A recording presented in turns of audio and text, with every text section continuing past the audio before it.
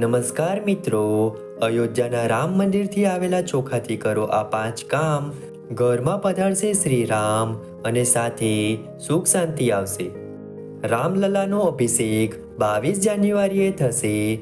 આ દિવસને ખાસ બનાવવા માટે રામ ભક્તોનું એક જૂથ ઘરે ઘરે નિમંત્રણ પત્રિકાઓ સાથે પીળા ચોખાનું વિતરણ કરી રહ્યું છે. જાણો રામ મંદિરથી આવેલા આ ચોખાનું શું કરવું. આ કામ કરવાથી તમારા ઘરે ભગવાન શ્રી રામ પધારશે અને સુખ શાંતિ પણ આવશે. ધન પ્રાપ્તિ માટે હિન્દુ ધર્મમાં અક્ષત વિના કોઈ પણ પૂજા કે અનુષ્ઠાન પૂર્ણ થતું નથી. ચોખા એ દેવતાઓનો ખોરાક છે. તમે રામ મંદિરથી આવેલા પીળા ચોખાને લાલ કપડામાં બાંધીને તિજોરીમાં રાખી શકો છો. ચોખા શુક્રનું પ્રતિનિધિત્વ કરે છે, જે સંપત્તિ માટે જવાબદાર છે.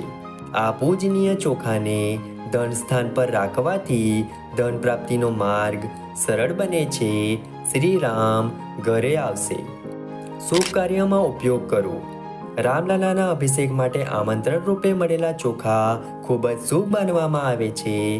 જ્યોતિષના જણાવ્યા અનુસાર કોઈ પણ શુભ કાર્ય કરતા પહેલા આ ચોખાને કપાળ પર લગાવો અને તિલક કરો. આનાથી કામમાં આવતા અવરોધો દૂર થઈ જશે.